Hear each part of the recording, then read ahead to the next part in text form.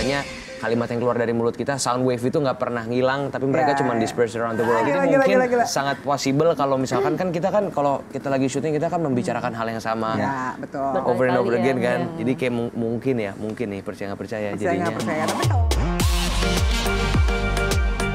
hari ini kita kedatangan lagi-lagi film horor yang pastinya ini agak berbeda, tapi ini agak dekat sama mungkin anak-anak yang tumbuh di era 80 atau 90-an. Karena ini akan berbicara mengenai dunia perkemahan. Dan sebetulnya fenomena ini sudah sangat viral sekali di sosial media sampai akhirnya 2024 hadirlah film ini yang akan menemani kita semua di akhir tahun 2024. So please welcome on studio the cast of Kemah Terlarang.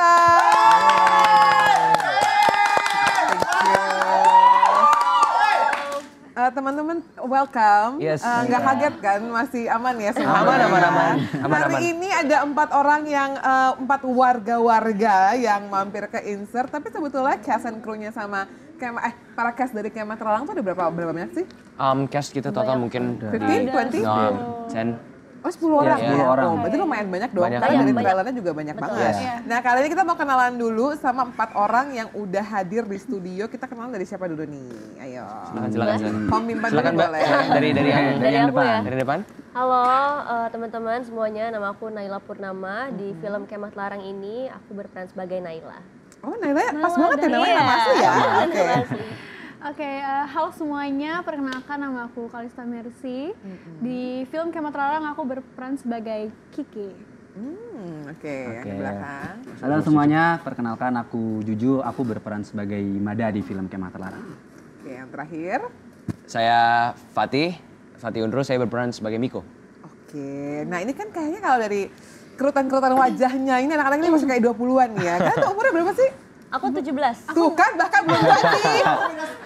Sama siapa? Ini kreatifnya oke. Naila 17, Clarissa?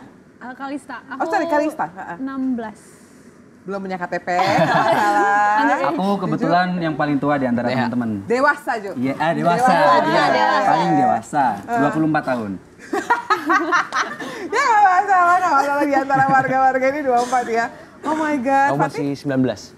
Oh oke, tapi case-case yang lain juga sama tuh? Iya, Iya, rata-rata sama Ada yang sih. belasan, ada Oh yang gimana sama. tuh perasaannya syuting bersama dengan para Gen Z ini? Adakah yang kayak, duh adegannya terlalu berat untuk mental health aku mau break dulu deh kayaknya gitu, ada nggak?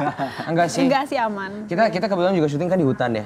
Nah, kok kebetulan di hutan tuh kan lebih melantang sebetulnya kan? Lebih. Iya, jadi kita akhirnya juga belajar untuk off dari social media karena di sana benar-benar nggak ada signal kan. Ya kita for like sebulan di sana itu benar-benar ya udah ngobrol aja jadinya. Bisa? Bisa. Kebetulan bisa. Alhamdulillah kita survive. Survive. How you survive 30 hari pertama kan pasti ada fasenya dong. Iya.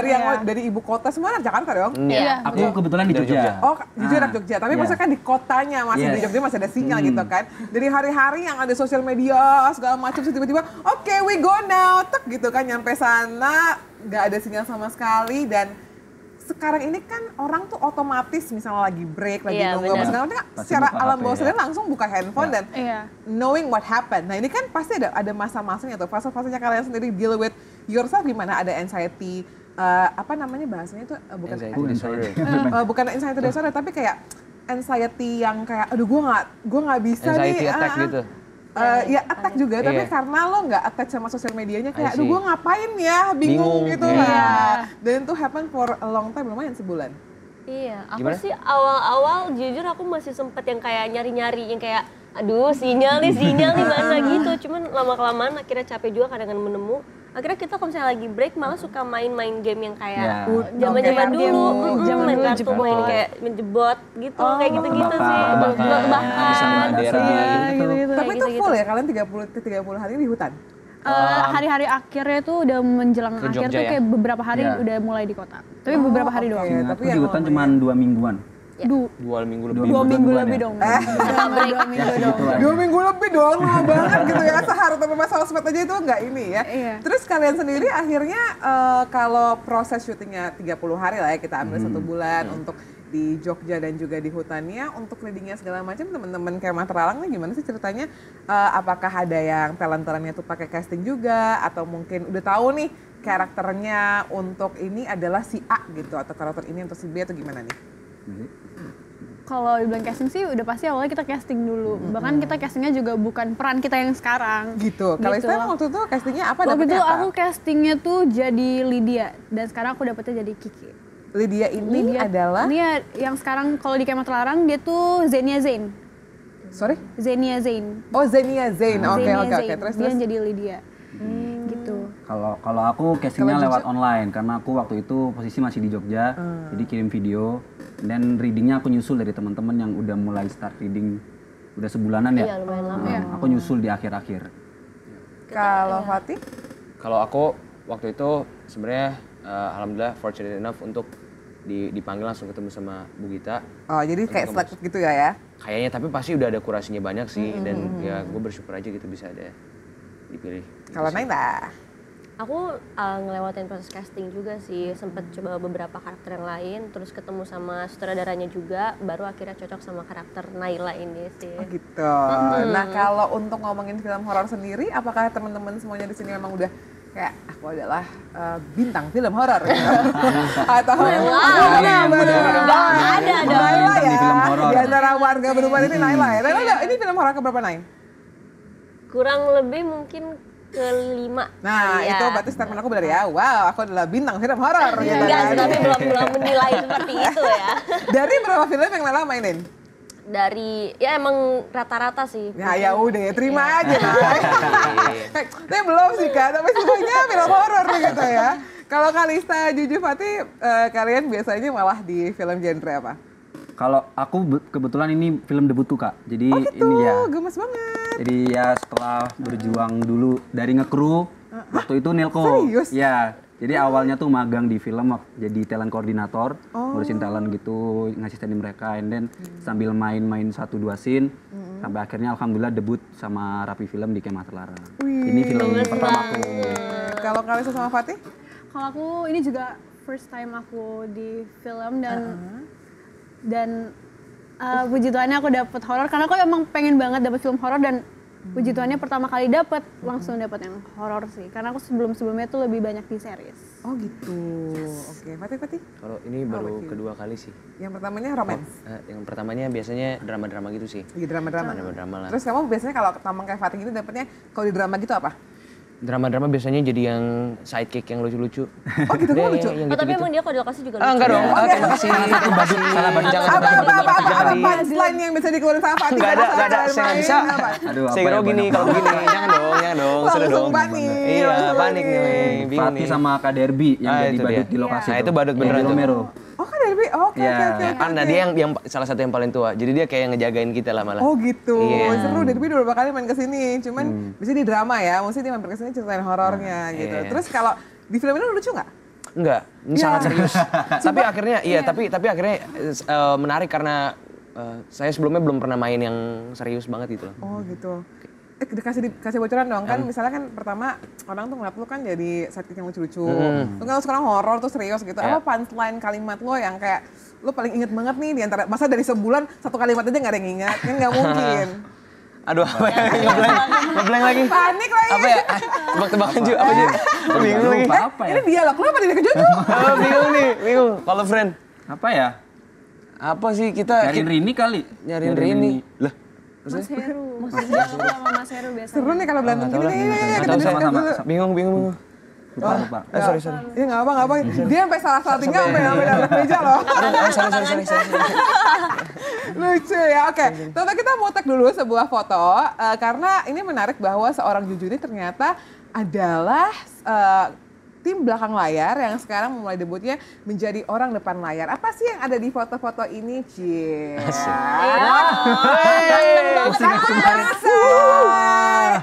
Tolong dong di yang lebih jelas tanah Simon, maaf ya. Oh, iya, Coba Kalista deh tolong bacain. Ini adalah captionnya Juju. Oke, my first debut dan gala premier. Diceritain, ayo Kal. Mulai dari berkutat di belakang layar bersama tim casting, telco sambil ngikut main 1-2 scene, berkarya di film pendek dan makin senang karena udah mulai dipercaya buat peran yang ada nama karakternya. Alhamdulillah pecah telur pertama di film Kemah Terlarang sebagai Mada. Oke. Ini dan dia juga mengucapkan terima kasih loh dari hati yang paling dalam gitu ya untuk beberapa nama yang disebutkan di situ dan pastinya gimana perasaannya Ju karena kan ini juga ternyata di sini banyak sekali tim-tim kreatif dari Trans TV dan juga itu yang sebentar lagi akan menjadi pemain juga ya. Kan kita nggak tahu Ditunggu.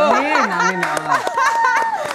Debut ya campers ini siapa tahu jadi pemain kan kita nggak pernah tahu say. Jangan rezeki orang ya. Oh langsung pada berempol nih lo pada ya. Gimana Ju perasaannya biasanya yang ngurusin talent, mungkin talent scouts dan lain-lain. Sekarang aku berdiri di depan kamera gitu. Aduh, rasanya jelas seneng banget sih karena ngerasa apa ya berjuang beneran dari nol karena keluarga nggak punya latar belakang seniman, nggak punya privilege di dunia industri juga. Jadi Nah dulu sebelum jadi talent scouting berkarir di daerah mana? aku ikut teater dulu di SMA, terus kuliah di ISI lanjut, and then emang dari dulu pengen masuk industri film. Terus awalnya di telco ya kadang ya ada beberapa talent yang ya begitulah kelakuannya. Seru nih ya ini curahan hati para warga ya. Nanti kita akan bahas curahan-curahan warga yang ada di depan layar juga. Tapi biasanya Ju apa sih yang mungkin pertanyaan pertama dulu deh untuk di bagian telco atau talent scout gitu ya. Apa yang paling membuat seseorang yang sedang melaksanakan casting itu possibility untuk mendapatkan karakter yang memang dicari itu akhirnya gong gitu, akhirnya dapat. Kalau sepanjang pengetahuan aku tuh satu pasti nama dia, apakah dia udah punya pengalaman atau udah punya nama yang besar, Oh itu gitu, pasti pengaruh dipertimbangkan. Terus looknya sesuai apa enggak sama karakternya. Jadi misalkan karakternya orang Jawa, tapi kalau yang main bule, mesti blasteran, Nggak nyambung nggak ya, nyambung. Say. Betul-betul make Terus sense. yang ketiga pasti acting, kualitas actingnya. Dan yang paling penting attitude sih. Itu yang Bisa paling nggak sih dijaga. orang ngelihat attitude karena gini sebetulnya kan ada seseorang yang mengatakan gitu bahwa ketika kita ada di depan kamera atau kita ada di panggung sebetulnya quote unquote kita tuh menelanjangi diri kita sendiri gitu. Yes, Karena betul. you know kayak ada body language orang aja yang nggak bisa bohong, bener nggak sih? Yes, betul, Nah betul. attitude orang itu juga kadang-kadang tuh kelihatan pada saat dia casting. Yes, betul. Gimana? Yes, betul kan? Betul kan Betul juga. sekali, betul sekali. Nah, itu gimana caranya menurut lo supaya orang-orang ini tuh bisa mengeluarkan energi, energi yang baik, yang humble, yang sesuai gitu. Jadi actingnya tuh nggak fake banget gitu lah, Say. Kalau aku sih apa ya, yang jelas yang penting harus pede ya, karena harus percaya diri sama dirinya masing-masing karena nggak menutup kemungkinan casting itu pasti nervous, apalagi kalau yang baru awal, baru belum banyak pengalaman ya. Lebih nyari pengalaman yang paling dekat aja sih, misalkan dapat scene yang sedih, misalkan pernah ditinggal meninggal seseorang gitu, keluarga jadi gitu ya, atau orang ingat terdekat. aja apakah aku pernah punya pengalaman yang sama, jadi ditarik emosinya, jadi biar nyambung sama adegannya. Kalau tadi gitu, tadi kan Juju bilang bahwa pada saat di telco tim gitu juga, aduh ngurusin talent yang kelakuannya mungkin agak-agak unik ya gitu kan, unik gitu kan. Apa yang paling unik yang pernah Aduh jadi spill detik kan di nggak sini. kan nggak sebut nama Iya, ini ya kan? Nggak usah inisial dong, Jangan, nggak ada yang biru juga nih. Soalnya. Ya memang that's why I being a host talk show ya. Lanjut Jo. Aduh, apa ya? Mungkin pernah di satu syutingan gitu, dia salah satu talent yang cukup punya nama lah waktu itu. Sebut dia ini adalah wanita atau laki-laki. Adalah pokoknya, adalah. Jadi menurutku permintaannya itu di luar kebutuhan produksi. Jadi kan, Seperti? misalkan kan kalau di syutingan kan ya mungkin kita jagain barangnya atau mungkin nyiapkan makanan, nyiapin tempat dia duduk atau base campnya. Tapi satu hari dia minta buat ngambilin laptop yang lagi dia servis. Oh wow. Karena dia besok pagi harus pulang ke Jakarta, which is laptopnya itu lagi diservis di Jogja. Karena kalau nggak diambil dia nggak bisa, laptopnya nggak bisa dibawa pulang. Gitu. Dan itu ngambilnya itu waktu padat-padatnya syuting, pemain lagi banyak. Kebetulan tim casting juga terbatas, ekstra tuh kalau nggak salah ada sekitar 100 lebih. Jadi beneran hektik, tapi mau nggak mau harus melayani apa yang dia minta karena ya tugas yang sudah diberikan oleh bos saya. Oke, tapi ini kita clear enough ya. Misalnya itu memang itu urgent banget gitu. Besok itu ya he need that gitu dan pasti dia nggak bisa keluar dong. Yes. Tapi menurut tuh permintaan itu make sense apa enggak? Karena itu nggak ada hubungannya sama produksi Kak, nggak ada hubungannya sama proses syuting. Jadi apa ya, cukup mengganggu gitu loh karena di situasi yang lagi panik, lagi hektik. Posisi belum makan, waktu maghrib juga supir juga belum makan waktu itu. Pas kita udah ngambil barangnya ternyata laptopnya nggak bisa diservis. And then pas kita balik ke lokasi makanan udah habis, jadi kita nggak kebagian makan malam. Makin sebelah di situ. Mungkin lesson learn juga kali ya, misalnya pun se-urgent-urgentnya banget mungkin tanya dulu kali ya, bisa minta tolong nggak ya, dan tell the story gitu. Karena ya gue, I try to see from two point of view. Kalau ternyata itu besok dia harus sidang skripsi itu series itu, ini nangis juga sih saya kayak mateng nih gue nggak bisa kemana-mana gitu. Tapi from teman-teman telco juga mungkin bisa kayak kitanya juga kayak mau minta tolong tuh harus tahu diri lah ya, karena ya itu dia. Ada lagi nggak Ju yang lebih berbahaya gitu, misalnya tiba-tiba dia minta 100 mawar, nah tiba-tiba itu kan kayak what for gitu loh, bingung banget. Mungkin kayak misalkan ya kita lagi syuting di satu lokasi yang jauh dari peradaban manusia gitu. Nah ini kalian ini kayak Mas Larang ini kan. Misalkan dia tiba-tiba minta pizza gitu atau minta makanan yang nggak bisa di-reach dari tempat itu, jadi nggak make sense aja. Tapi kalau dia nggak dikasih, ngambek, marah, nggak mau syuting. Siapa di antara cast Kemah Terlarang ini yang lebih mudah ada possibility ngambeknya nih? Waduh. Coba dari 10 nama ada deh. yang mau mengaku sendiri. Kayak nggak ada sih. Nggak ada sih Tapi Kak. sebenarnya emang beneran nggak ada sih kayaknya. Kita fun banget syuting. Kita heboh banget Kita syuting. tuh enak-enak sih. Jujur iya lagi. Iya, karena makannya bareng-bareng sorry. juga kan. Jadi kita sambil ngobrol, sambil cerita kalau makan. Jadi ya nyaman-nyaman aja sih di lokasi. Puji Tuhan ya. Iya. Gitu.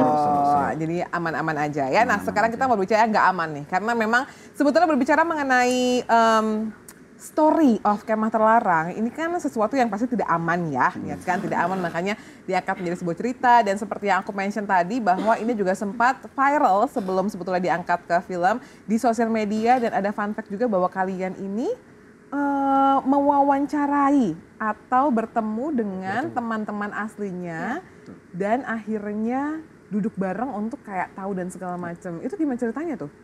Inilah nih yang ketemu.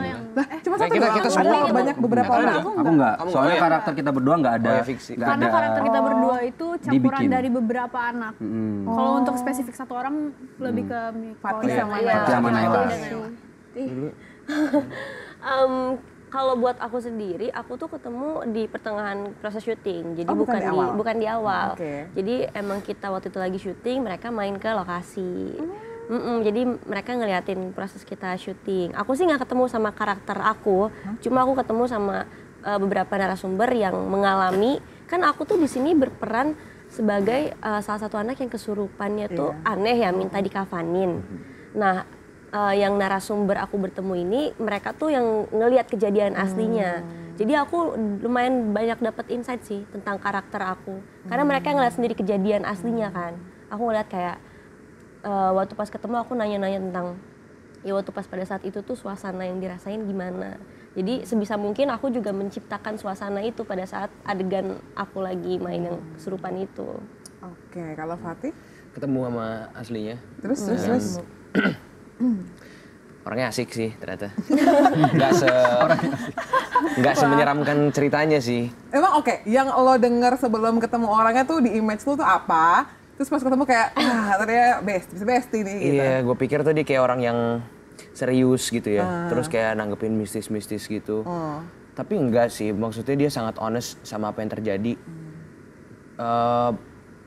Banyak yang gue tanyakan sama dia itu lebih ke, kenapa lo mengambil keputusan ini? Karena kan si karakter gue Miko ini, dia adalah ketua Dewan Ambalan.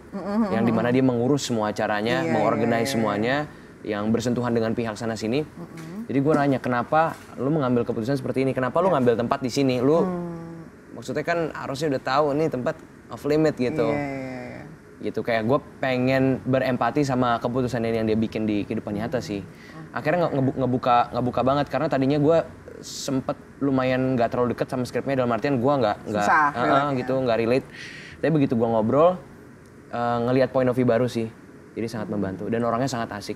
Gitu ya. Nah, itu sudah bocorin dikit tadi sama Fatih tuh Iya. apa background ceritanya, dan sekarang mungkin kita bisa ngeliat aja ya trailer dari Kemah Terlarang, what is the ininya? Kesurupan masal. Kesurupan masal. Ini dia.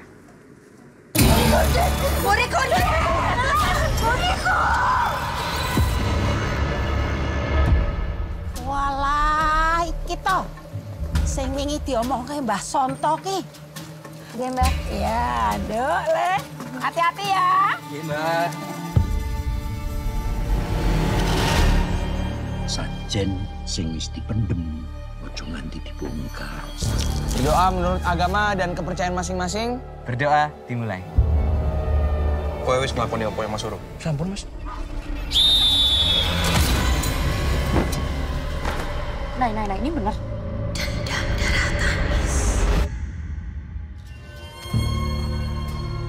Ini kok ada peserta yang pasang tenda ya? Di Sendang.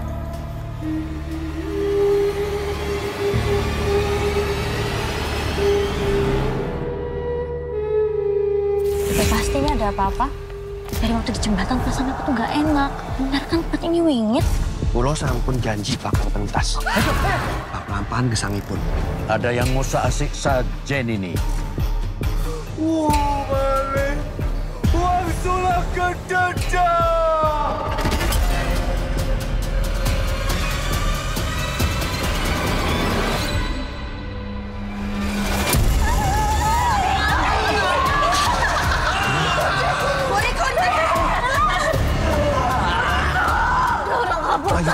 Sakit dah. Ini kita harus gimana ya, Mbak? Acara ini diteruskan ke piye? Sing mbara wis ngomong.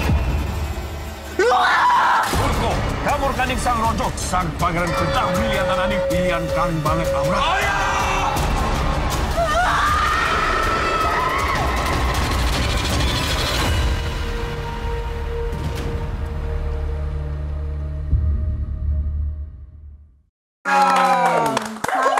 Sangat massal ya itu warga-warganya. Boleh cerita dikit nggak? Mungkin dari tadi ada yang belum nanggep nih. Oh, ini ternyata yang di X itu segala macam ya di sosial media. Dan mungkin sekali lagi boleh ceritain ini sebetulnya garis besar dari Kemah Terlarang Kesurupan Masal ini apa?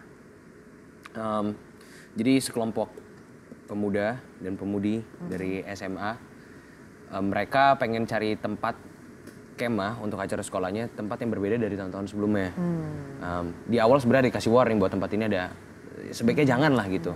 Tapi karena pertimbangan banyak hal, dia pikirnya dia nggak mau kalah, akhirnya tetap dilakuin di tempat tersebut gitu. Dan peristiwa ini terjadi betulan di tahun 2016 di Jogja. Tahun lalu ya. Iya. Itu sih. Garis besarnya ya itu anak-anak SMA datang ke tempat kemah yang sebenarnya terlarang. Terus di sana mereka ternyata banyak melakukan kesalahan-kesalahan kecil. Sebetulnya yang tapi ternyata triggernya itu yang payoff-nya besar lah. Semuanya malah. besar ya. Iya. Karena memang kan dulu kalau anak-anak lagi apa namanya acara sekolah atau mungkin kemah gitu kan pasti sering banget dipesanin sama orang tuanya untuk jaga lisan, jaga ucapan, jaga perbuatan dan lain-lain ya. Nah tadi itu kita ngelihat bahwa banyak sekali atau mungkin hampir semuanya kali ya teman-teman harus berbahasa daerah, bahasa Jogja gitu, bahasa Jawa gitu. Nah ini anak-anak Jakarta ini kalau kamu kayaknya udah pasti udah ngelotok banget ya gitu. Tapi kalau yang anak-anak Jakarta ini gimana? Akhirnya apakah ambil les juga atau mungkin proses readingnya dilamain supaya bisa lebih medok dan lain-lain gimana nih? Kebetulan sih kita dibantu sama acting coach kita yang bisa berbahasa Jawa dan ada Om Landung juga ya, yang membantu kita untuk mengkoreksi bahasa-bahasa Jawa kita, karena kan ternyata yang kita pikir kan Jawa, bahasa Jawa ya kayak gitu, tapi ternyata bahasa Jawa itu memang nggak segampang itu dan banyak kata-kata yang kalau misalnya salah ucap tuh beda arti. Oh oke. Buat kita sih itu challenge baru ya, apalagi kita kan anak Jakarta. Jadi kita selama reading beberapa minggu itu kita setiap reading tuh belajar bahasa Jawa, terus kita juga harus dengerin podcast atau lagu-lagu bahasa daerah. Jadi kita biasain untuk mendengarkan bahasa Jawa sih. Readingnya sampai dengerin podcast gitu-gitu, berapa lama? Kita waktu itu dikasih kayak per berapa ya? Enggak, maksudnya kita Bulan, ya, kita podcast dan segala macam di luar reading. Tapi kalian sendiri gimana tuh? Yang maksudnya anak Jakarta ini gitu supaya dapat banget ya aksennya, nadanya dan Kita kurang lain-lain. lebih kayak 1 bulan ya proses reading. Mana ya? Karena ada kepotong Seminggu, efektifnya seminggu. Enggak dong. lama Mungkin reading lu banget. beda kali, kan readingnya nggak mungkin cepat. Iya kan? Yang ini sebulan, yang ini seminggu. Kan Fatih masuknya akhir-akhir. Enggak, gue bareng kok. Oke, pemirsa kita akan sambung dengan tim dari acting Kita akan telepon aja kali ya. Kalau friend. dan kita akan memastikan ya oke lah ya. Tapi Ya, ini lumayan jauh lama banget sih, lah Bo, pokoknya. sebulan sama seminggu, mau ngambil tengahnya. Iya sih, enggak seminggu. Mercy emang seminggu. Enggak sih, lebih gak sih? Lebih. Oh, 2 minggu lah berarti. Iya, oke Ya, lah. kurang dari sebulan lah pokoknya. Iya, Kurang pokoknya. dari sebulan. Kurang udah. lebih sama Oh iya, lu nggak ikut libur. sih ya, lu di Karena Jogja aku sih ya. nyusul. Ya Oke, udah oke, berarti oke. ya Iya 2 minggu. 2 minggu. Jauh juga ya. 2 minggu tuh emang tapi kita readingnya tuh hampir setiap hari. Terus intens ya untuk ya. bahasa Jawanya itu kita benar-benar yang setiap ketemu, setiap udah sampai di tempat reading harus pakai bahasa Jawa, at least logatnya, Iya. bukan walaupun mungkin kalau kalimatnya kan masih susah ya. At least logatnya tuh kita harus sudah bisa.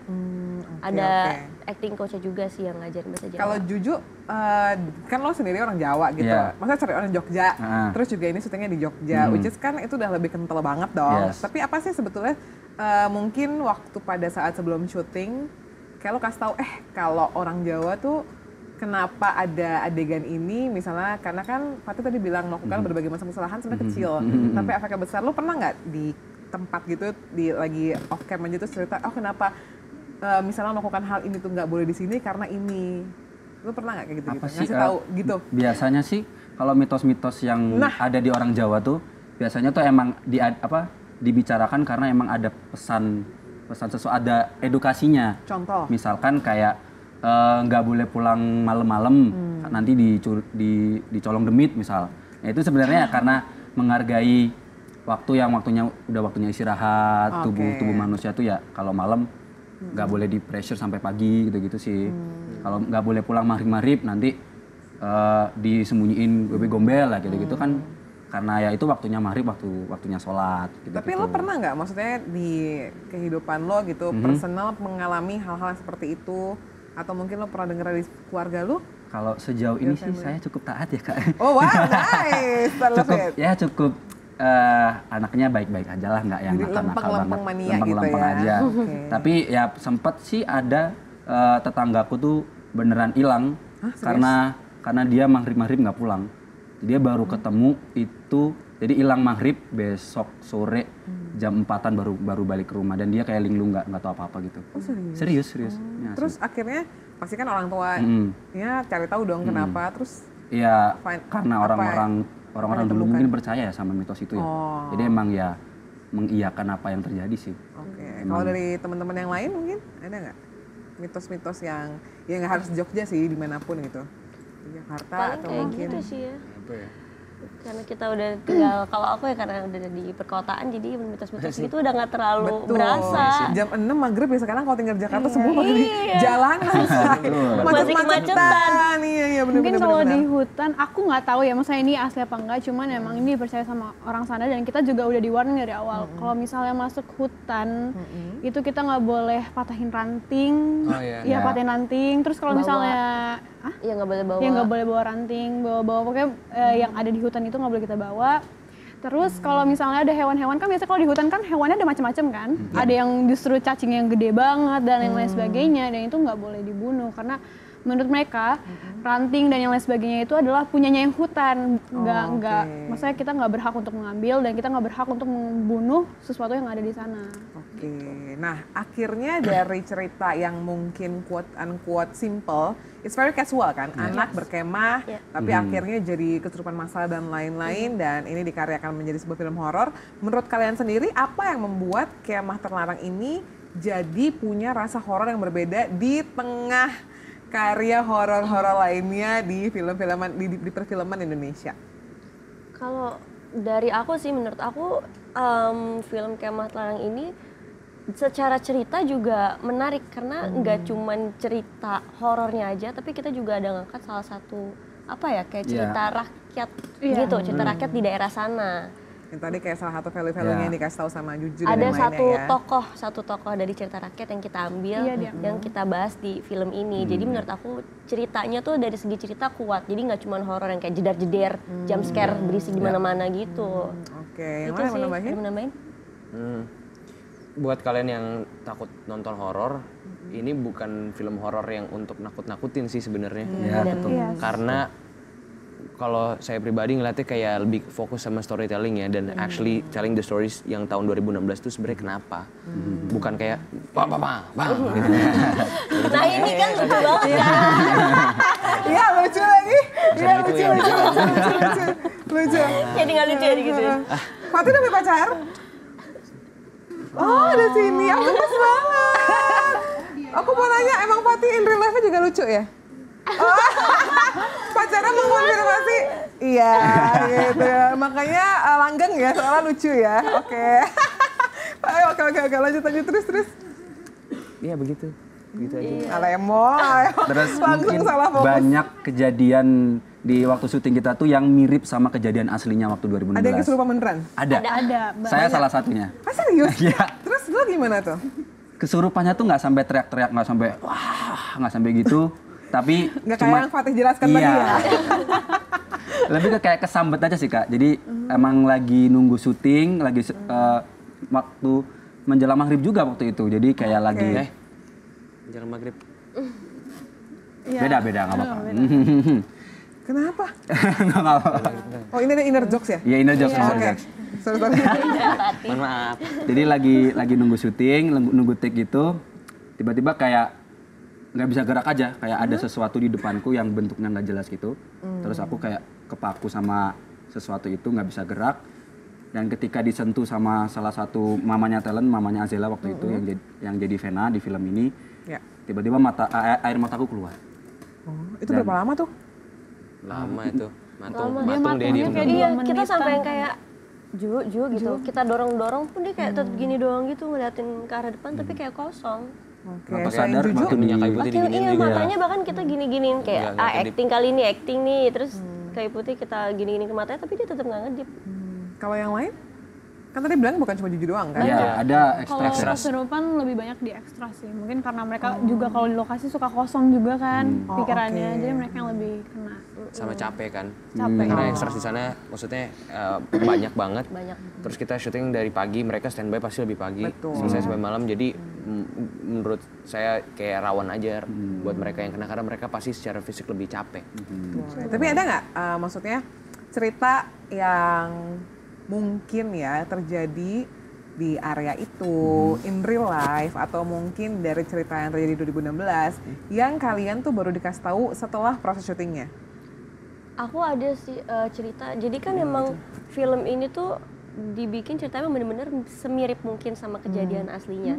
Kan emang cerita aslinya tuh diangkat awalnya dari thread di sosial media, terus dijadiin buku, terus akhirnya dia jadiin film kan. Kita juga langsung ngobrol bareng sama penulisnya, Mas Wahid. Terus ada di salah satu adegan aku yang kesurupan di kafanin itu. Jadi waktu itu proses syutingnya itu kan malam dan lumayan susah secara teknis. Jadi kita udah latihan bareng sama kamera, bareng sama pemain yang lain. Sampai udah saya latihan, udah mau take, udah siap, udah tinggal syuting doang. Terus tiba-tiba hujan gede banget, hujannya deras banget. Terus akhirnya kita ya udah deh kita nunggu karena syutingnya di pendopo kan, jadi nggak bisa kalau misalnya hujan-hujan dilanjutin. Terus akhirnya kita nunggu ternyata nggak ada reda juga sampai akhirnya jalan udah becek semua. Akhirnya ya udah kita break dulu syutingnya. Dan itu FYI kita keluar dari hutan syuting itu, kan kita syuting tuh di nama hutannya apa sih? Wanagama. Wanagama di daerah Gunung Kidul. Ya. Itu keluar dari hutan itu udah nggak hujan. Cuman kayak ya udah lah ya, kita kan nggak mau kayak spekulasi gimana-gimana. Terus akhirnya ya udah besokannya kita ulang tuh si adegannya kita syuting, udah berhasil. Nah terus ternyata aku tuh baru tahu, jadi setelah hari keberapa syuting udah mau ending, aku dikasih tahu sama Mas Wahid, dia bawa buku jurnal waktu dia lagi wawancara narasumber aslinya. Ternyata di jurnal itu ada tulisan, emang di kejadian aslinya sebelum orang aslinya yang minta dikafanin itu teriak-teriak kesurupan, itu emang hujan deras tiba-tiba. Padahal dari siang sampai sorenya tuh nggak hujan. Jadi ya ini Persis mungkin banget bisa kayak kejadian 2016 iya Bisa ininya persis banget. banget Jadi ya. kayak ada Oke. korelasinya antara waktu pas kita syuting sama kejadian aslinya. Yang lain mungkin? Ini yang Zenia. Yang dia masak apa telur. Jadi ada salah satu yang memarahin dia tuh iseng masak telur Kak di rumah. Iya. Ini dia menjelang syuting ya? Iya, lagi Menjelang proses syuting, reading. tapi semua telur yang dimasak itu busuk semua. Semuanya Semuanya. banget. Dia coba beberapa kali dan semua yang dia coba tuh busuk. Busuknya tuh yang kayak sampai Hitam Sama keluar. hitam ada gitu. fotonya juga tuh di Ada fotonya Instagram juga. media. Tapi kan percaya nggak sih bahwa setiap syuting horor yang memang pastinya menceritakan apalagi yang based on true story gitu ya, pasti ada aja yang quote unquote tuh ngikutin. Ya percaya nggak percaya sih. Nggak percaya sih ya, gimana ya? Karena kan kalau kita ngomong sesuatu aja tuh kayak attracts energy kan. Iya, Kalau ya percaya atau nggak percaya, makanya ada words of affirmation kayak words of affirmation, manifestation. apa yang kita omongin itu bisa jadi kenyataan. Karena ada yang bilang katanya kalimat yang keluar dari mulut kita, sound wave itu nggak pernah ngilang, tapi mereka cuma disperse around the world. Makanya jadi kayak Berat doa banget gitu. pembahasannya. Iya nih, Kayaknya. Jadi Gila, mungkin gila. sangat possible kalau misalkan kan kita kan kalau kita lagi syuting kita kan membicarakan hal yang sama. Ya, betul. Over and over Berkali-kali again ya. kan. Jadi kayak mungkin nih percaya nggak percaya Percaya jadinya. nggak percaya. Tapi kalau lo personal attracts. percaya nggak, Farid? Percaya nggak percaya sih. Kan tetap nggak mau ngasih statement ya. Tahu ya, aku banget sih gue. nggak Ambil percaya jawaban yang aman aja deh, percaya nggak percaya gitu kan. Sebenarnya aku percaya tapi males untuk kayak admit kayak enggak, males. Enggak. Jadi denial. Oh iya, Nggak jadi denial denial. juga. Ya gitulah. Percaya nggak percaya gimana sih guys? Ya nggak masalah ya. Tapi tepuk tangan sekali lagi dong buat teman-teman dari Kemat Larang. Terakhir deh, karena udah mau habis juga waktunya. Apa yang kalian harapkan ketika orang datang with the family, with the loved ones, atau mungkin sama teman-temannya gitu ya, datang nonton film Kemat Larang ini. Selain mungkin kalau yang adrenalin junkie tuh pengen jump scare-nya, tapi apa at least value-value yang bisa mereka bawa pulang masing-masing?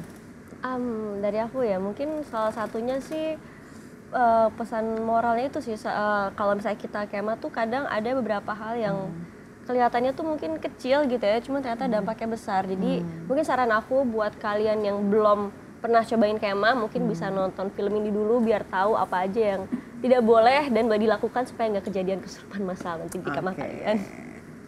Lista? Kalau aku sih ya sama pesan moral, cuman kan kalau kemah kan pasti relate banget sama semua orang kan. Yes. Pasti semua orang pernah kemah atau mungkin ada kalian yang baru ingin berkemah. Ya benar kita harus dijaga lisan. Apalagi ini yang paling penting sih, kita kan di tempat orang. Kita nggak tahu latar belakangnya bagaimana, jadi sebisa mungkin kita sopan aja. Ikutin apa aturan yang menjadi budaya di daerah sana. Jujur? Ya kurang lebih sama karena kalau kita datang ke tempat baru di mana kita belum pernah ke sana, kita harus mengikuti aturan yang sudah ada, yang sudah berlaku di tempat itu. Berarti lo terakhir agak pressure nih harus Samain lucu. aja. Jujur sama aja. Tuh, udah lucu kan segitu. Iya, oke gak apa. Tepuk tangan sekali lagi. Dan buat teman-teman promo sama Insertizen yakinkan mereka harus nonton, menyaksikan Kemat Larang Kesurupan Massal yang akan hadir di penghujung tahun 2024 ini. Let's go, silakan. Hai Insertizen, jangan lupa untuk saksikan Kemat Larang Kesurupan Massal Di Bioskop kesayangan kalian. sudah tayang. Sekarang Sudah tayang.